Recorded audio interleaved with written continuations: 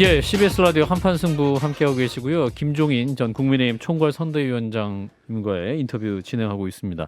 이재명 후보 얘기를 하다가 좀 마무리가 돼서요. 좀 연관해서 또 연속해서 말씀을 드리면 민주당 의원들 중에는 또 김종인 위원장께서 이재명 후보에 대해서 좀 긍정적으로 평가하시는 부분도 있다. 이렇게 주장하는 분도 있거든요. 맞습니까? 아니 뭐 다 남의 대통령 후보에 대해서 그러면 긍정적으로 평가를 해줘야지 무슨 뭐 부정적으로 평가를 할 수는 없는 거 아니에요 여기상. 예. 그래서 요즘도 그래서 이재명 후보가 직접 위원장님 나서 뵙고 말씀드렸는데 말씀을 진작에 듣던가요? 하고 5790님이 질문을 주셨는데. 아니, 나는 뭐 대통령 후보로서 가져야 할 지금 현재 우리나라가 직면하고 있는 상황에 관련해서 예. 상식적인 얘기를 해줬는데 예. 그런 얘기에 대해서는 비교적 진지한 태도로 듣는 것 같더라고요. 예, 그렇군요. 자, 위원장님 책에 또 대통령의 무지는 죄다 이런 말씀을 하셨습니다. 특히 경제 분야에서는 머리면 빌리면 된다는 대통령도 있지 않습니까? 이런 부분에서 어떻게 생각하십니까, 위원장님? 그러니까 대통령이 뭐 모든 분야에 있어서 전문적일 필요는 없지만 예, 일반 상식적인 수준의 지식은 있어야 되는 거란 얘기예요. 상식적인 수준에서. 예를 들어서 지금 우리나라의 가장 대표적인 게 뭐냐면은 저희 머리는 빌리면 된다. 결국은 사실은 우리나라가 IMF 사태를 겪었는데 예, 그 어떻게 해서 그 IMF 사태를 겪게 됐느냐. 사실은 1993년 초에 새로운 정부가 들어서 가지고서 예, 했던 것이 뭐예요? 그 머리 빌려든 사람들이 신경제 백일개혁이라는 거 해가지고서 거기서부터 발단이 돼가지고서 결국은 과잉 부채, 과잉 투자, 과잉 시설 그게 IMF 사태의 본질로 드러난 거 아닙니까? 예.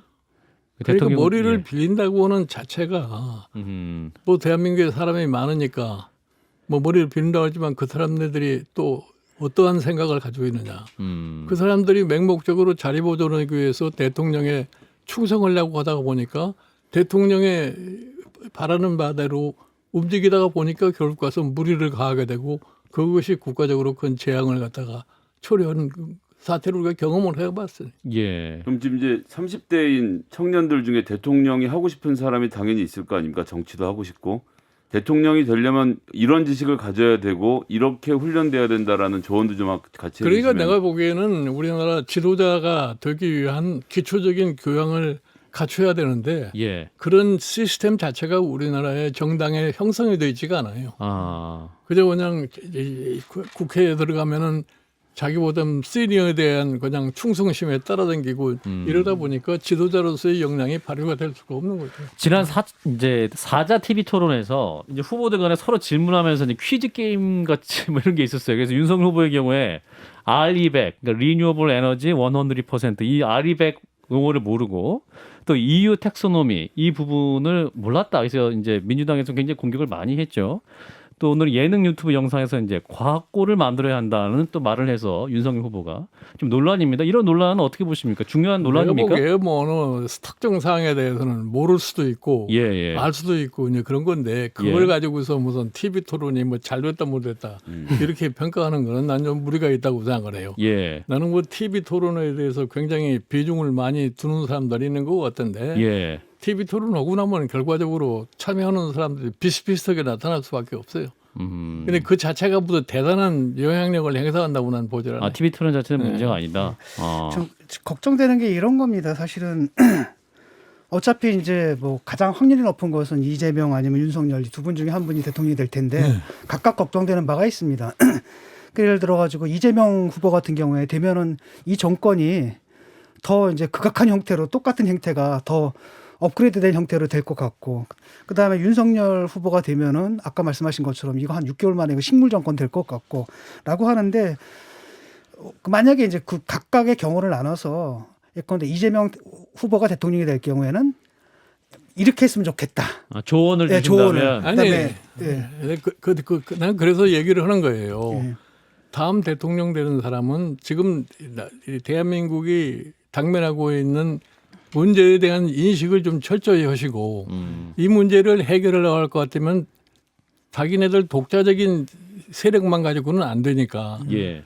모두가 다 합할 수 있는 정서를 해서 제발 좀 통합 정부를 갖다가 운영한다고 하는 이런 선언을 갖다가 좀 하는 것이 내가 보기에는 국민들에게 안심을 시킬 수 있는 가장 좋은 방법이 아닌가 이렇게 생각을 해요. 그러니까 어떤 의미에서 정치 개혁 메시지를 국민들에 들을 수 있는. 그래야지 네. 우리나라에 실질적으로 정치도 바꿀 수 있고 예. 우리가 지금 경제적으로도 굉장히 심각한 문제에 처해 있는 이런 문제들도 해결해야 되거든요. 예. 그러니까 사실은 국민이 고통스러워 혁신을 해서 고통을 느끼더라도 해야 하는 혁신을 해야 되는 거예요. 예를 들어서 이 국가 혁신 제도 같은 것이 만들어져 가지고서 지금 소위 뭐 저출산 문제다 무슨 자살이다 빈곤율이다 이런 거를 해결을 할 것 같다면 교육 뭐 노동 또 이 재정 뭐 금융 할 것 없이 산업 구조 이게 다 해야 되는 거거든요. 예. 이거를 해야만이 우리가 사실은 이 사회 전반에 대한 혁신이 이루어져 가지고서 지금 사실 코로나 사태를 겪으면서 세계 경제도 격변하고 있는데 여기에서 우리가 새로운 기회를 찾느냐 그렇지 않으면 일본처럼 잃어버린 30년으로 빠지느냐는 그 기로에 서 있다 이거예요. 그러기 위해서는 어느 특정 정파에만 국한하지 말고 나라 전체를 갖다 포용할 수 있는 그런 통합 정부를 갖다가 지향해야 된다 이렇게 말씀드립니다. 박사님 이제 그런 점에서 오늘 문재인 대통령도 연합뉴스와 인터뷰 내용에서 타당에 있는 정치인들에게 입각을 권유를 여러 차례 했었는데 그들이 이제 진지하게 고민을 하다가도 마지막 순간에 결국 지지자들의 반대에 부딪혀서 하여튼 이제 겁을 내면서 못했다라고 되게 아쉬움을 표시를 하더라고요. 그러니까 통합정부라는 게 말은 쉬운데 지금 현재 이렇게 나뉘어 있는 정치에서 어떻게 좀 풀어갈 방법이 있을지. 내가 보기에는 어느 정도 진정성을 가지고 통합정부를 하려고 했는지 난 모르겠어요. 잘. 진정성에서. 네, 그러나 아마 진정성을 가지고 통합정부를 하려고 그랬으면 나는 불가능하지 않았으리라고 생각을 해요.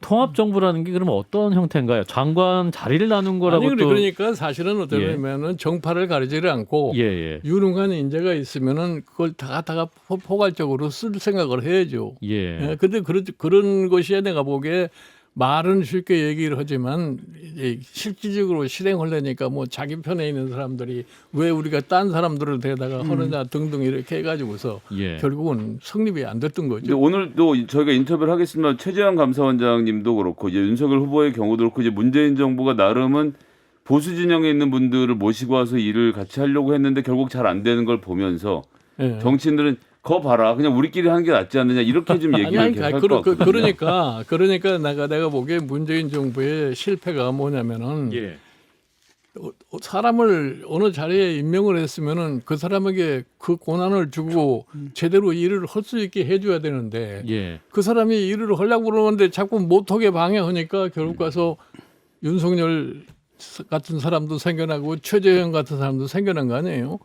검찰총장이 검찰총장의 신분을 가지고서 자기가 자기 임무를 충실하게 수행한다고 그러면은 그걸 허드게 내버려 둬야지.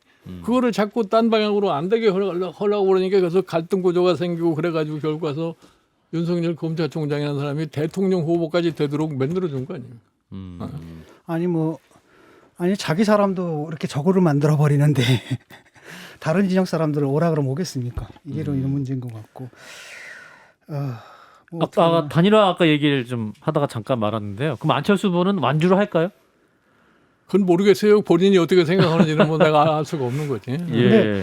이런 거 있지 않습니까? 그러니까 단일화라는 것을 그저 표를 얻기 위한 게 아니라 아까 말씀하신처럼 이제 통합 정부가 돼야 되는 거 아닙니까? 그렇죠. 공동 정부가 돼야 되고 그러니까 그런 차원에서의 단일화라고 한다면 그러니까 단일화를 하려면은 그런 걸 갖다가 아주 오픈리 국민에게 약속을 해야 되네. 공개적으로. 그래서 나중에 그걸 뒤집을 수 없을 정도까지 이렇게 가야 된다는 얘기. 그러니까 예를 들어서 뭐 길게 얘기 걸 것도 없이 옛날에 링컨 대통령이 자기 라이벌들을 전부 다 주요 요직에 써가지고서 국가를 운영하는 그런 참 개념을 가지고서 대통령이 임하면은 내가 보기에 뭐 통합 정부가 못할 일이 없을 거예요. 그 이재명 후보와 동석했던 최재천 전 의원 그리고 안철수 후보를 위원장님께서 만났다라는 보도가 있었는데 나는 그거는 맹랑한 헛소리예요. 내가 아무리 뭐 정치를 우습게 본다고 해도 내가 그런 얘기를 하는데 뭐 제3자를 끼워가지고서 예. 절대로 그런 얘기를 하는 거 있을 수가 없어요. 그렇군요. 그 상해- 안철수 후보가 설에 인사는 맞죠? 위원장님께. 서설에 내려왔어요. 아, 어느 정도 대화하셨습니까? 내가 지금 지난 1월 20일 날 네네. 안철수 씨가 뭐 잠깐 인사차 방문하겠다고 그래서 오라고 그랬어요. 예. 와가지고서 나하고 한 5분쯤 얘기를 했을 거예요. 5분요? 뭐 신년 인사 왔다고만 그 얘기하고 별로 얘기도 안 나오고 가버렸어요. 위원장님께서 좀 깊이 있게 말씀할 수 있는 좀 분위기를 안 주셨나 봐요. 여지를 안 주셨던 거 아닙니까? 아니 그러니까 내가 뭐 그렇게 와서 금방 일어나는데 내가 더 이상 할 얘기도 없는데. 알겠습니다. 자, 김종인 국민의힘, 저는 총괄 선대위원장 뵙고 있는데요. 이제 선거가 이제 한 약 27일 남았습니다. 한 달도 안 남았는데 네. 약 27일이라는 시간 어떤 기간인가요? 이 기간에도 엄청난 그 변화가 있을 수 있는 그런 내가 시기라고 보기에 볼 수 예를 있을까요? 들어서 아직까지 의사 결정을 못 하고서 국민들. 이제 있는 소위 유권자들에게는 이 기간이 그렇게 짧은 기간이 아니에요. 아, 그런가요? 네. 아직 정하지 이제, 못한 중도층. 예, 문제는 뭐 지금 이준석 대표하고 그다음에 윤석열 후보가 뭐 케미가 좀 잘 맞아가지고 조금 잘 나가는 것처럼 보이는데 그 나오는 메시지들이 지금 너무 강경하거든요. 예를 들어서. 나는 내가 보기에 사실은 지난 12월 말서부터 1월 초까지 예. 저 윤석열 후보의 지지도가 많이 빠졌잖아요. 예. 이제 그래서 사실은 선대위 개편 문제까지 얘기가 났던 건데 그때만 해도 이준석 대표하고 윤석열 후보 관계가 아주 안 좋았어요. 예.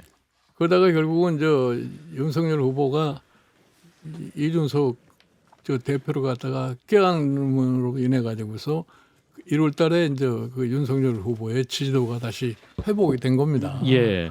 그게 이제 이준석 효과로다 지금 윤석열 후보의 지지도가 정상으로 갔다고 생각하시면 돼요. 아, 윤석열 효과는 아니었고 이준석 효과로 1월에 회복됐다. 이준석 효과라고요. 내가 그 전에 한번 이 MZ 세대에 대한 한번 검토를 해봤는데 예. 그 MZ 세대가 뭐냐면은 이준석이가 똑똑하고 우리가 이준석이를 갖다가 당 대표를 만들었는데 MZ 세대가 그 사람을 배척한다고 그러니까 그 윤석열 쪽에 지지하던 사람들이 안철수로 빠지고 이재명으로 빠지고 이렇게 된 거예요. 예. 그거에 이제 윤석열과 이준석이 이렇게 합해짐으로 인해서 그게 다시 돌아가서 사실 윤석열 후보의 지지도가 지금 상황에 이르게 됐다고 보면 되는 겁니다. 박사님 얼마 전에 그 2000년대생들하고 함께 내신 김종인 대화였나요? 책이 이제 2000년대생들하고 대화를 나누신 거였잖아요. 네. 지금의 뭐 윤석열 후보도 그렇고 이재명 후보도 그렇고 지금의 20대를 어떻게 다뤄야 되는지에 대해서 잘 몰라서 여러 가지로 고민들을 하고 있는 것 같은데 네. 그런 양 후보에게 또 우리 청취자들에게 좀 조언을 주신다면 어른의 입장에서 이해하는 20대에 그러니까 대해서 20대 후보들이 지금 대한민국에서 가장 똑똑한 사람들이에요. 어. 가장 교육도 많이 받고 세상도 이 글로벌한 세상에 대한 인식도 철저한 사람들이라고요. 20대들이. 예. 근데 이제 거기에서 보면은 여성과 남성에 있어서의 차이가 좀 있는 게 뭐냐면은 예. 이게 이제 21세기의 특성 중에 하나인데 이 퀄리파이드 된 직장에 네. 여성이 남성보다 자꾸 위에 올라가는 거예요. 인정할 만한 그런 직장에서 그러니까 남성들이 상당히 피해 의식을 가지고서 지금 있는 거예요. 예. 그러니까 보면은 정확하게 검토를 해보면 20대 여성은 비교적 진보 쪽이 많아요. 예. 그리고 20대 남성은 비교적 보수적이고. 예. 그러니까 그거를 뭐 젠더 문제라고 그래가지고 활용을 해서 한쪽만 득표를 하려고 생각했다가는 내가 보기에는 굉장히 어려운 상황에 갈 수밖에 없을 거예요. 근데 뭐 그러니까 실제로 그 근데, 사람들을 하려면은 나라 전체가 이 젊은 세대에 대한 희망을 갖다가 줄 수 있는 그런 비전을 갖다가 전체적으로 제시를 해야지 그 예. 사람들을 다 한꺼번에 끌고 갈 수 있지. 그렇게 그거를 젠더 문제로만 생각을 해가지고 그러고 어쩌면은 반의 성공 이상은 달성할 수가 없어요. 근데 이제 문제는 뭐 이준석 대표도 그렇고 윤석열 후보도 그렇고 자신들의 이제 안티 페미니즘, 그러니까 여성가족부 폐지라든지 이런 공약 때문에 지지율이 올랐다라고 믿고 있는 게 문제인 것 같거든요. 근데 그게 이제 중도층이 볼 때는 저 사람들 왜 저래? 저 아니, 사람들한테 그거는 일방적인 생각을 하는 거고 네. 결과적으로 이제 선거를 하고 나면은 예. 그게 어떻게 나타났다는 그때 느낄 거예요. 예를 들어서 지난번 서울시장 보궐선거에서 이 국민의힘의 오세훈 후보가 압도적으로 그건 18% 가까이 차이로 이긴 것이 단순하게 무슨 젠더 프로그램 가지고서 그건 될 수가 없어요. 우리나라 서울시에 540 몇 개가 되는 동에서 여당이 4군데에는 다 진 겁니다. 예. 근데 그게 단순하게 뭐 20대 남성들이 표를 많이 찍어서 그렇게 생각하고는 그건 좀 선거 결과를 잘못 읽는 거라고. 이번 대선 이제 무엇보다 또 이거 여야 양당 대선 후보 배우자들이 굉장히 주목을 많이 받고 있습니다. 앞으로 예. 남은 선거 기간 동안에 이재명 후보 같은 김혜경 씨 이슈 그리고 윤석열 후보 같은 경우 김건희 씨 이슈가 있는데 이 배우자 논란이 어떤 변수가 될 거라고 보십니까? 뭐 배우자 논란이 뭐 흥미가 있는지는 모르지만 예. 최종적으로 뭐 유권자들이 의사결정하는데 그게 아마 주류를 이루지 못할 거예요. 아 그런가요? 예. 근데 그 중요하긴 중요해요. 왜냐하면 이 대통령의 측근 중에서 측근이 결국은 배우자 아니에요. 예. 배우자가 그러니까 배우자도 역시 대통령한테 영향력을 가장 많이 행사할 수 있다고 생각하니까 그런 측면에서는 판단을 좀 할 수밖에 없는 거죠. 그렇군요. 그러니까 김혜경 씨 같은 경우는 과잉 의정 논란, 법인카드 사용 문제가 굉장히 큰 이슈가 되고 있고 김건희 씨 같은 경우도 무속 논란 굉장히 있지 않습니까? 이런 두 가지 논란 보시면서 어떤 생각 드셨어요? 아니 위원장님께서? 그러니까 뭐 그거는 그동안에 하도 논란이 많이 돼서 이미 다 이 유권자들의 생각 속에 다 이제 스며들어 버렸으리라고 생각을 해요. 아, 그럼 여론조사에도 이미 그러한 이슈들이 반영이 된 내가 상태에서 보기엔 나오고 그렇게 있다. 반영이 됐다고 봅니다. 예. 아하. 지금 뭐 일반 국민들이 볼 때는 지금 김종인 위원장께서 일종의 중도의 상징처럼 좀 되어버렸거든요. 그래서 양쪽에서 구애를 하고 있지 않습니까? 민주당에서도 구애하고 국민의힘에서도 구애를 좀 하고 있는데 뭐 어느 캠프도 지금 가실 일은 없는 거죠. 내가 갈 곳이 없어요. 그런데 이제 마지막에 예를 들어 가지고 그래도 이제 두 후보가 둘 다 마음에 들지는 않지만 어떤 특정 후보를 지지한다 이런 지지 표명은 하실 생각이 나는 있으신지. 그런 일은 절대 없을 거고 아, 예, 예. 나는 객관적인 얘기를 할 거예요. 예. 일반 국민이 자기 나름대로의 소위 판단을 하는데 예. 뭐 도움이 될지 안 될지는 모르지만 나는 가장 상식적인 측면에서 얘기를 할 거라고. 그러니까 이제 그런 점에서 대한민국이 위기다라는 이야기를 많이 하고 있는데 뭐 예. 모두에서 지적하셨고 책에서도 말씀하셨지만 양쪽 후보가 전부 다 뭘 주겠다, 풀겠다 이런 이야기만 좀 하고 있는 국면에 대한 우려가 많으신 것 같은데요. 좀 어떤 이야기들을 남은 한 달 동안 후보들이 해야 될까요? 아니 내가 보기에는 저 후보들이 이제 그런 자잘구레한 자파상 같은 얘기는 그만하고 자파상, 자파상. 좀 탈모제 200만 원. 저 국가의 수학행. 큰 예. 장래를 위해서 가장 핵심적인 사항이 뭐라는 것을 갖다가 한번 피력을 하기를 난 바라요. 근데 그게 아마 나오기가 힘들 거예요. 근데 그러려면 양쪽 후보다 국민들이 아파하는 얘기도 좀 하고 반대하는 이야기도 할 수 있는 용기가 필요할 것 당연히 같은데요. 뭐 사실 선거기 때문에 아파하는 얘기는 잘 안 하려고 그럴 거예요. 표 떨어지는 얘기는 안 하고 이제 표 될 만한 얘기만. 참다운 지도자가 되려면은 예. 참 국민에게 참 싫어하는 얘기도 할 수 있는 그런 용기가 있어야지 되는 거예요. 그렇군요. 자, 우리 위원장님 한 1분 30초 후에 보내드려야 될 것 같은데요. 이제 많은 정치평론가들이 많은 예상을 하고 있지만 위원장님의 고견을 듣고 싶습니다. 남은 대선 앞으로 가장 중요한 변수는 뭔가요? 지금 사실은 내가 선거 운동 초반에도 얘기를 했지만 이 오미크론 사태가 지금 어떻게 전개되느냐 예. 이게 아마 선거 때 적지 않은 영향을 미칠 거라고 생각합니다. 3월 9일에 오미크론 네. 상태. 예, 뭐 그런 부분. 또 거기에 대한 정부나 어떤 야당 후보들이 내놓는 대책도 중요한 의미가 후보들이 되겠군요. 이제 오미크론 사태를 자기가 이제 국민들이 사실 자기 생명과 관련되기 때문에 예. 가장 관심이 많아요. 예. 다른 얘기보다도. 음흠. 그런데 내가 대통령이 되면은 어떻게 이거를 처리할 거냐. 여기에서 경제적으로 황폐화된 사람을 그 이전의 상황으로 돌려내는데 내가 어떻게 역할을 할 거냐. 그리고 이 방역이니 뭐지 치료니 이런 거는 내가 어떻게 할 거냐.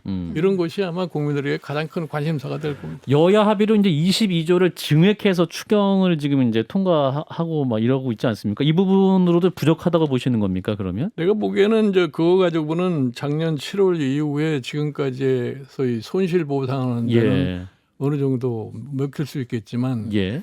2000년 1월 20일부터 이 코로나가 시작이 됐는데 예, 예. 작년 7월 달까지는 전혀 이 보상을 해주질 않았어요. 예. 그 소급하는 거를 어떻게 할 거냐 하는 이것에 대한 아마 이 국민들의 약속을 갖다가 누가 어떻게 잘하느냐가 달려 있다고 봐요.